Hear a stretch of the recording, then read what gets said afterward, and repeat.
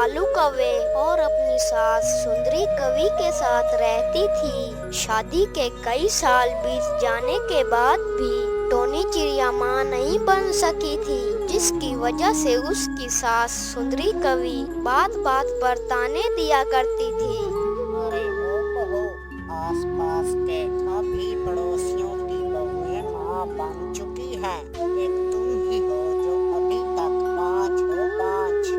अरे लगता है मैं पोता पोती की शक्ल देखे बिना ही मर जाऊंगी। माँ जी, आप मुझे ऐसा क्यों बोल रही हो? बच्चा देना या ना देना, इसमें मेरी क्या गलती?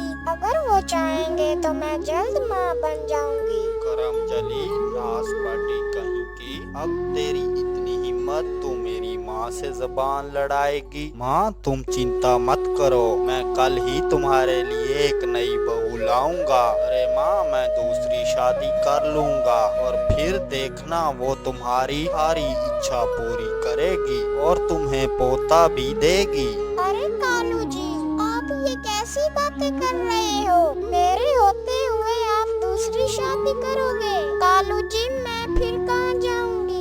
अरे तू कहीं जा मर। अरे अगर तू कहीं नहीं जाएगी, अगर तू इस घर में रहना चाहती हो तो तुझे अपनी सौतन के साथ ही रहना पड़ेगा। मैं तो दूसरी शादी करके रहूंगा। मुझे अपनी माँ की सारी ख्वाहिशों को पूरा करना है। जब आपकी यही मर्जी है तो मैं इस घर से चली जाती हूँ। मैं अपनी सौतन के साथ एक ही घर में नहीं रह सकती। मासूम सी टोनी चिड़िया वहाँ से चली जाती है और दूसरे जंगल में रहने लगती है। इस तरह कुछ महीने बीत जाते हैं। एक दिन अचानक टोनी चिड़िया अपने घोंसले में 3 अंडे देती है।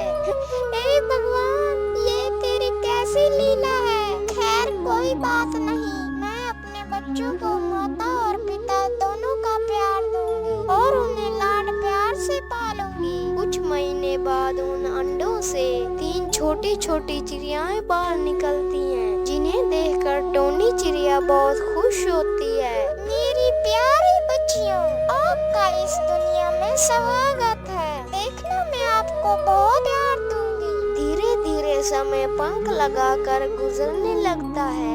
एक दिन टोनी चिड़िया बीमार पड़ गई और उसकी तीनों बेटियां भूखी थीं और भूख से चिल्ला रही थीं।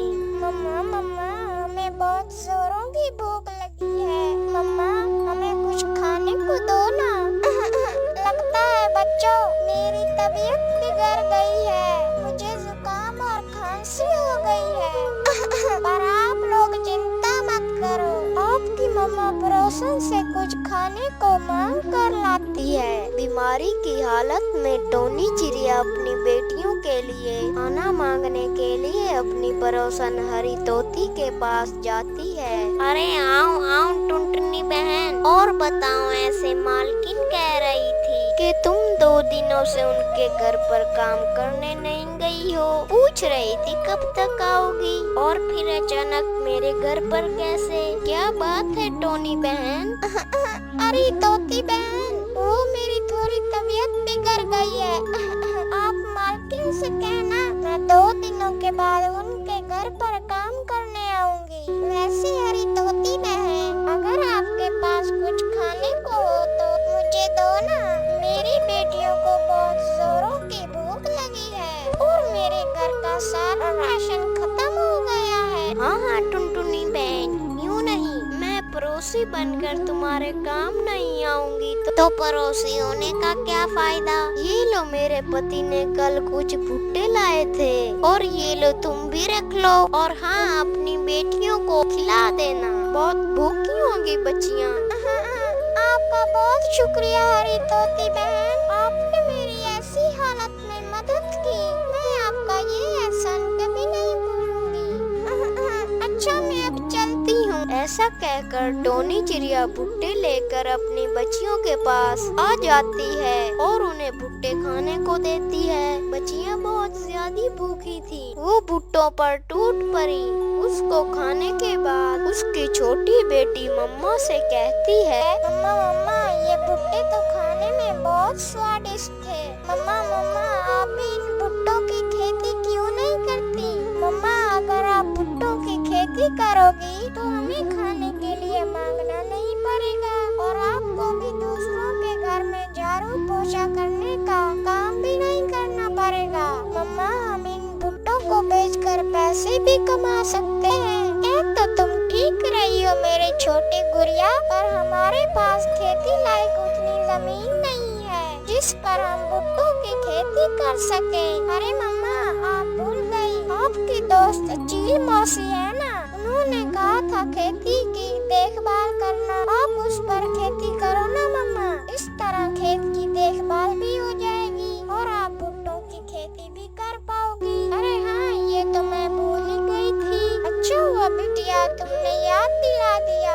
अब हम सब मिलकर उनके खेत में भुट्टों की खेती करेंगे। क्या पता हमारे गरीबी के दिन भी दूर हो जाएं। अपनी बेटी की बात मानकर अगले ही दिन टोनी चिड़िया अपनी बेटियों के साथ मिलकर चील के खेत में भुट्टों की खेती करने लगती है। कुछ महीनों की कड़ी मेहनत करने के बाद उनके खेत में भुट्टों की फसल लहराने लगती है। उसको देखकर सारा परिवार बहुत खुश होता है। मम्मा, हमारी भुट्टों की फसल तो बहुत अच्छी हुई है। चलो मम्मा, इन भुट्टों को तोड़कर बाजार में बेच आते हैं। और फिर सब भुट्टों को बाजार की मंडी में बेच आते हैं। भुट्टे बेचकर टोनी चिड़िया को बहुत फायदा होता है। उसके बाद टोनी चिड़िया अपनी बेटियों के साथ आगे की जिंदगी खुशी खुशी बिताने लगती